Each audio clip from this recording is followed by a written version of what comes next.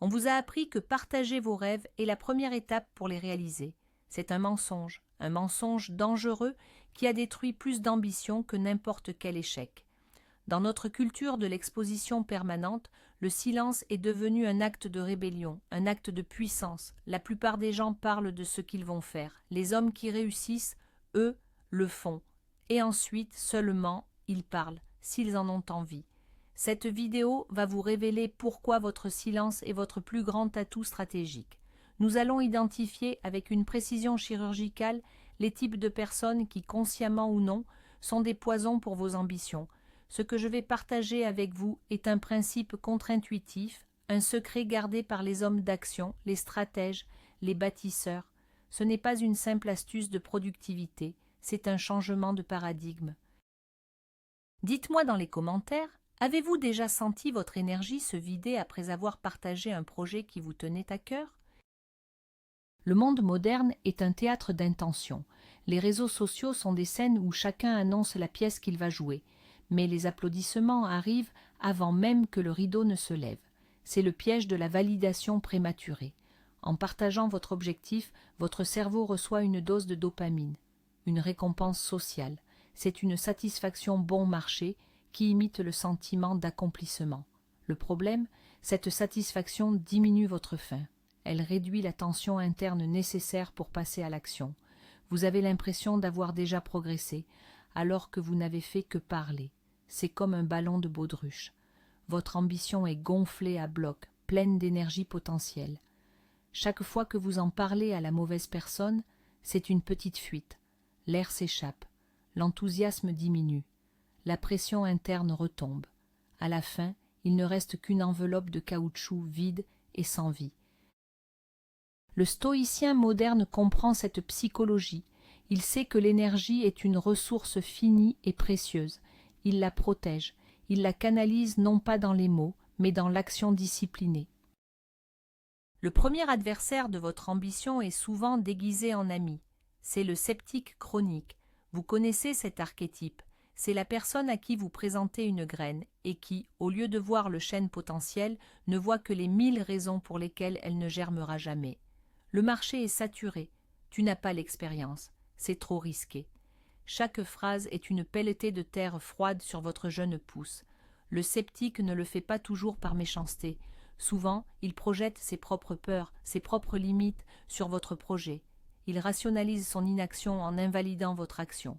Le stoïcien comprend que l'opinion des autres est un indifférent. Elle n'a de pouvoir sur vous que si vous lui en donnez.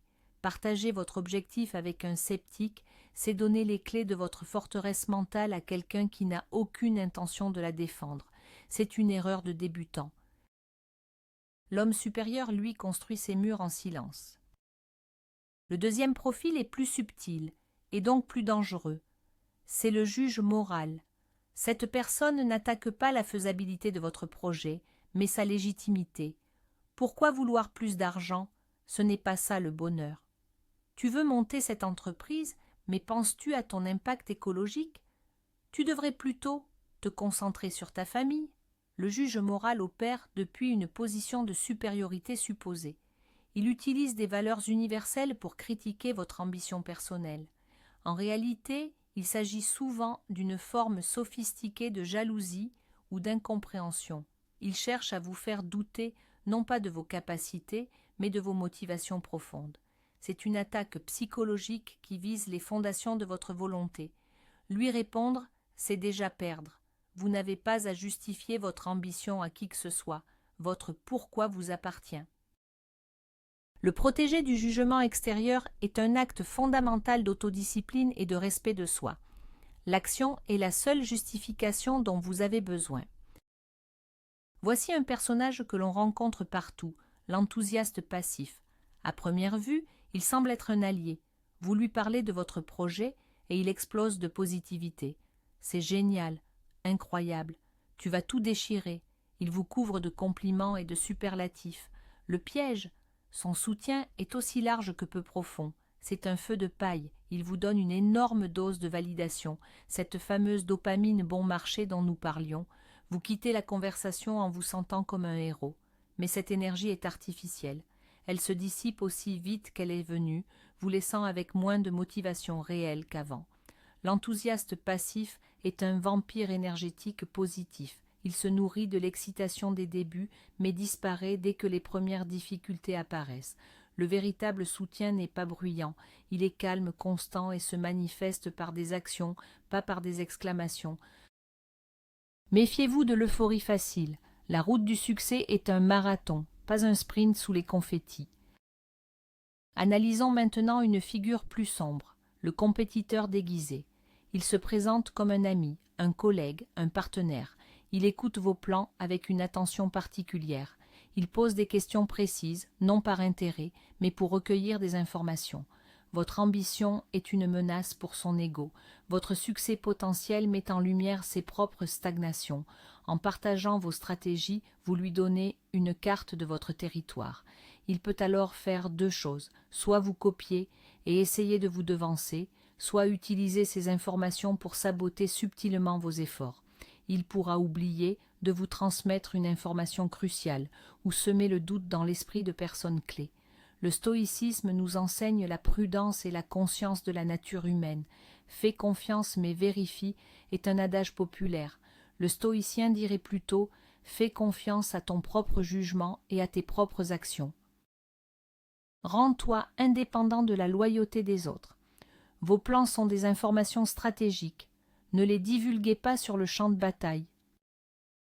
Le cinquième type de personne est le voleur de rêves. Il est différent du sceptique. Le sceptique doute.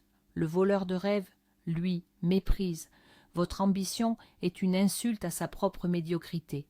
Il ne se contente pas de souligner les risques. Il attaque la nature même de votre rêve. C'est une idée stupide. Seuls les gens naïfs pensent comme ça. Reviens sur terre. Son but n'est pas de vous protéger, mais de vous rabaisser à son niveau. C'est une tentative de vous faire rentrer dans le rang, de vous conformer à la norme. Chaque grande réussite dans l'histoire a d'abord été qualifiée de folie ou d'utopie. Écouter ces gens, c'est laisser la peur des masses dicter votre potentiel. Le stoïcien sait que le chemin vers l'excellence est solitaire. Il accepte ce fait non pas avec tristesse, mais avec une force tranquille. Le rugissement d'un lion est plus puissant dans le silence de la savane que dans le brouhaha d'un zoo. Soyez le lion. Chassez en silence.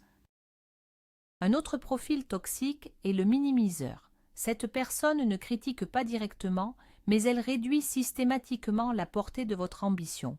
Vous voulez créer une entreprise internationale ? Elle répond « Ah oui, c'est bien de commencer un petit business à côté. » Vous visez le plus haut sommet ? Elle dit « C'est une belle balade que tu prépares. » Le minimiseur utilise le dédain poli pour contenir votre vision dans une boîte plus petite, plus confortable pour lui. C'est une façon de maintenir le statu quo hiérarchique entre vous. Si votre ambition est grande, elle le met mal à l'aise.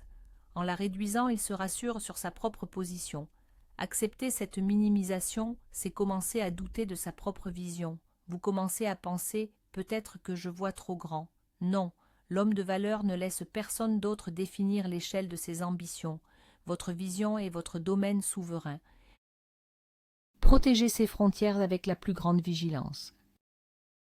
Maintenant, parlons du principe psychologique sous-jacent, l'effet Zeigarnik. Ce principe stipule que notre cerveau se souvient mieux des tâches inachevées que des tâches terminées.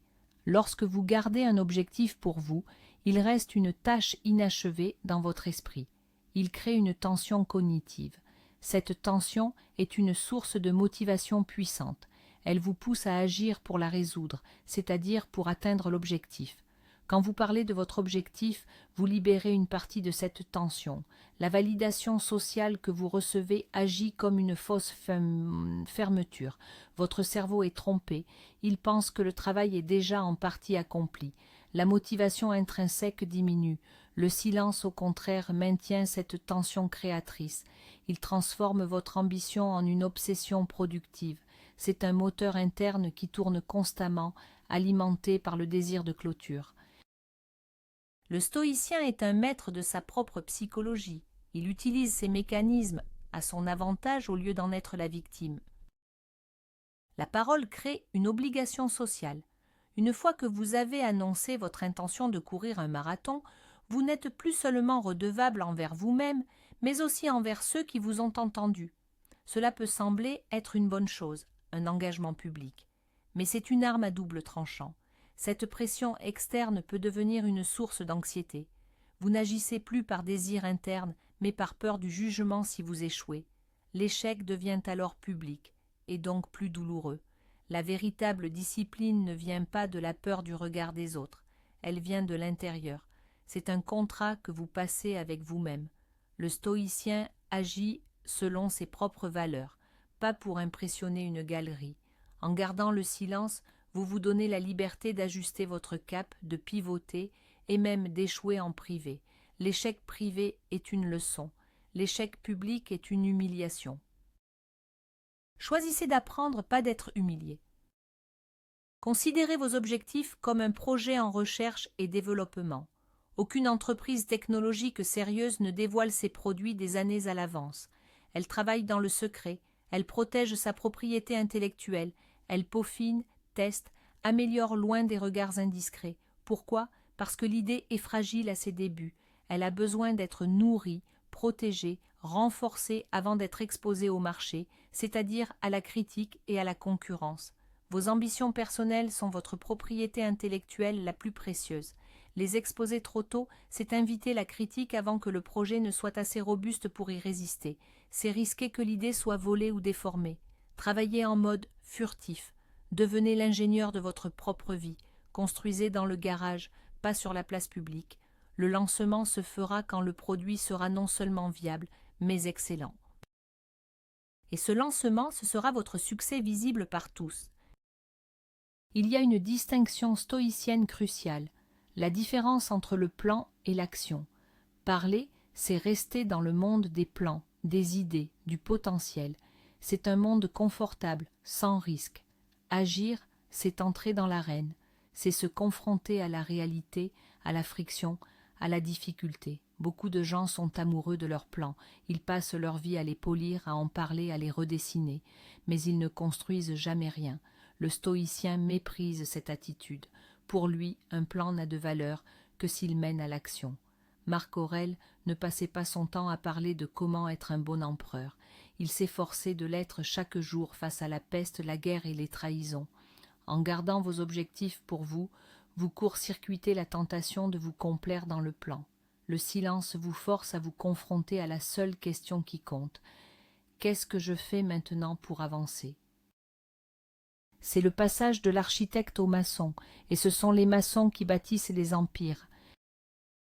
Le 6e profil à éviter est le conseiller omniprésent. Cette personne a un avis sur tout et adore donner des conseils non sollicités. Dès que vous partagez une bribe de votre projet, elle prend le contrôle de la conversation. Non, tu ne devrais pas faire comme ça, fais plutôt ceci.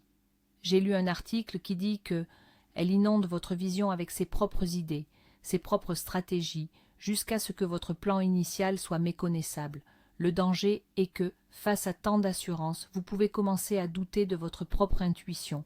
Le conseiller omniprésent ne cherche pas à vous aider, il cherche à valider sa propre intelligence. Votre projet devient une scène pour sa performance. Un homme de caractère écoute les avis, mais il ne laisse jamais le bruit extérieur étouffer sa voix intérieure. Votre intuition, affinée par la réflexion et l'expérience, est votre meilleur guide. Le silence la protège.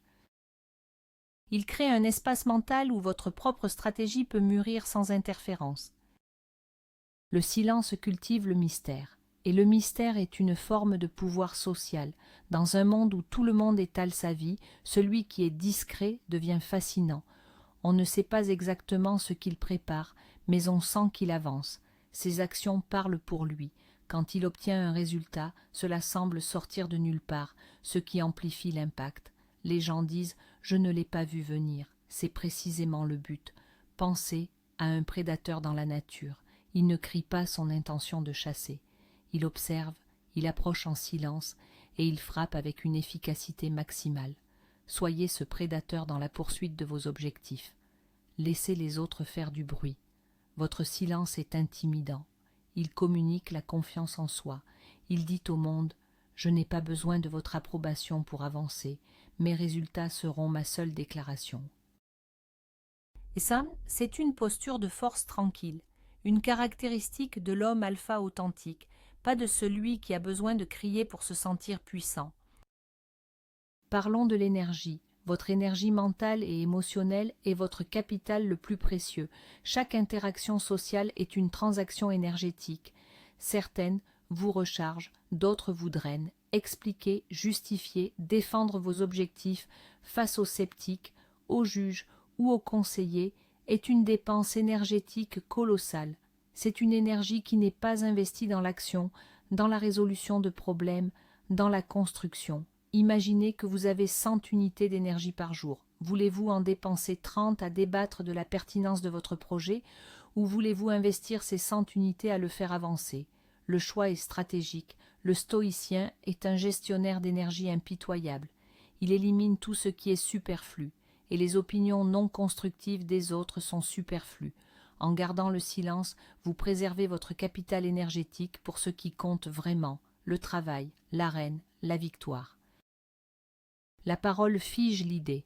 Une fois que vous avez formulé votre objectif avec des mots et que vous l'avez partagé, il devient plus rigide. Il acquiert une forme définie dans votre esprit et dans celui des autres. Le problème est que le chemin vers le succès n'est jamais une ligne droite. Il est fait de détours, d'ajustements, de pivots. Vous devrez peut-être changer radicalement de stratégie en cours de route. Si vous avez annoncé publiquement votre plan A, changer pour un plan B peut être perçu comme un échec ou une incohérence. Cela crée une pression psychologique pour s'en tenir au plan initial, même s'il ne fonctionne plus. Le silence vous offre une flexibilité stratégique totale. Votre objectif peut rester fluide, adaptable. Vous pouvez expérimenter, échouer, apprendre et changer de direction sans avoir à vous justifier auprès de quiconque. C'est un avantage tactique immense. Seuls les résultats comptent, pas la fidélité à un plan initial qui s'est avéré erroné. Le dernier type de personne, et peut-être le plus insidieux, est le complimenteur jaloux. Il ressemble à l'enthousiaste, mais son énergie est différente. Ses compliments sont teintés d'une admiration qui cache mal l'envie. « Waouh, c'est incroyable ce que tu veux faire, j'aimerais tellement avoir ton courage. » Derrière ces mots se cache souvent un souhait inconscient de votre échec. Votre succès futur exacerberait son propre sentiment d'insatisfaction.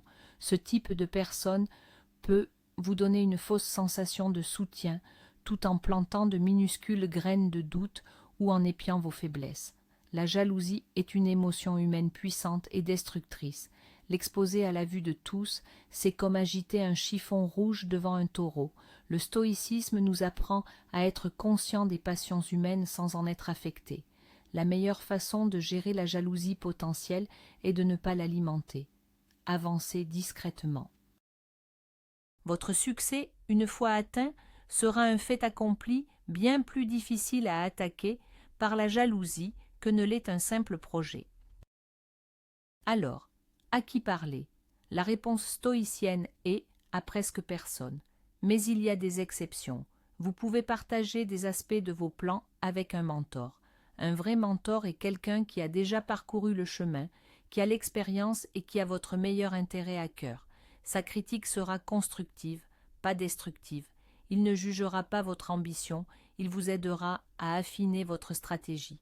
Vous pouvez également en parler à un partenaire de confiance engagé dans le même projet, quelqu'un dont le succès est directement lié au vôtre. Dans ce cas, la communication est un outil de coordination, pas une recherche de validation. Le critère clé est simple. Est-ce que cette conversation va faire avancer le projet de manière tangible? Si la réponse est non, si le but est simplement de vous sentir bien, de vous rassurer ou de vous vanter, alors le silence est la meilleure option. La parole doit être un outil, pas une béquille émotionnelle. La pratique du silence est un entraînement, c'est un muscle. Commencez petit. La prochaine fois que vous avez une nouvelle idée, un nouvel objectif, prenez l'engagement de ne le partager avec personne pendant une semaine. Observez ce qui se passe en vous. Ressentez cette tension, cette énergie qui s'accumule. Utilisez cette énergie pour faire le premier pas concret. Rédigez la première page. Passez le premier appel. Faites la première séance de sport. À la fin de la semaine, comparez ce sentiment d'accomplissement, même minime, avec le sentiment éphémère que vous auriez eu en parlant simplement de votre idée. Vous découvrirez que l'action nourrit la motivation bien plus que les mots. C'est le secret de l'élan. Le premier pas silencieux est infiniment plus puissant que la plus grande annonce. C'est la différence entre l'énergie potentielle et l'énergie cinétique. Le stoïcisme n'est pas une philosophie de la répression. Il ne s'agit pas de cacher qui vous êtes. Il s'agit de choisir délibérément où vous investissez votre attention et votre énergie. C'est un acte de souveraineté personnelle. Vous décidez qui a le privilège d'entrer dans votre monde intérieur. Vos objectifs, vos ambitions sont le cœur de votre citadelle. Tout le monde n'est pas autorisé à y entrer. Vous êtes le seul gardien de cette forteresse. Chaque fois que vous ouvrez la bouche pour parler de vos plans, posez-vous la question: est-ce que j'ouvre la porte à un allié ou à un envahisseur? Avec le temps, cette question deviendra un réflexe. Vous développerez une intuition aiguë pour discerner les intentions des autres. Vous apprendrez à naviguer dans le monde social non pas comme une victime potentielle mais comme un stratège. C'est cela la véritable force de caractère. Cette pratique du silence stratégique a un effet profond sur l'estime de soi. L'estime de soi ne se construit pas sur les compliments des autres. Elle se construit sur les promesses que l'on se fait à soi-même et que l'on tient. Chaque fois que vous définissez un objectif en silence et que vous progressez vers lui, vous vous prouvez à vous-même que votre parole envers vous-même a de la valeur. Vous devenez votre propre source de validation. C'est l'ultime liberté. Vous n'avez plus besoin des applaudissements extérieurs pour savoir que vous êtes sur la bonne voie. Le regard des autres devient ce qu'il devrait toujours être, une information, pas une source de jugement ou de motivation. Vous êtes l'observateur et l'acteur principal de votre propre vie. C'est une position de pouvoir immense, accessible uniquement à ceux qui ont la discipline de se taire et d'agir. Pour résumer, les personnes à éviter sont des archétypes de faiblesse humaine que nous devons tous apprendre à identifier.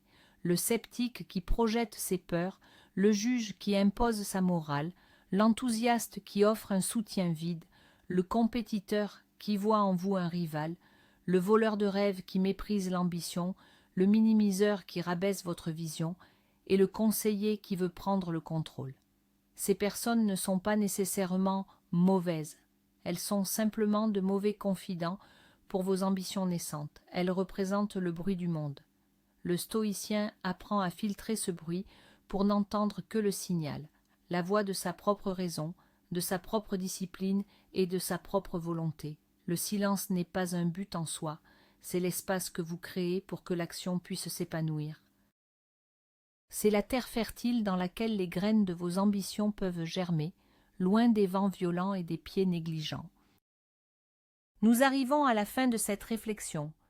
Retenez ceci, vos ambitions sont sacrées, elles sont la manifestation de votre potentiel le plus élevé. Les traiter avec désinvolture, les exposer au premier venu, c'est vous trahir vous-même. Le véritable pouvoir ne réside pas dans l'annonce de la bataille, mais dans la victoire silencieuse. C'est ce que comprennent 1% des hommes. Ce n'est pas de l'arrogance, c'est de la stratégie, c'est de la protection, c'est de l'amour propre. En appliquant ce principe, vous allez vous sentir plus calme, plus concentré, plus puissant. Votre énergie sera focalisée, vos actions seront plus décisives, vous rejoindrez le cercle fermé de ceux qui bâtissent, loin du bruit de ceux qui commentent. Merci d'avoir investi votre temps avec moi. Si cette stratégie résonne en vous, abonnez-vous pour continuer à affûter votre esprit. Maintenant, une dernière question pour votre réflexion. Quelle est la règle numéro 1 que vous allez appliquer dès aujourd'hui pour protéger votre énergie et vos ambitions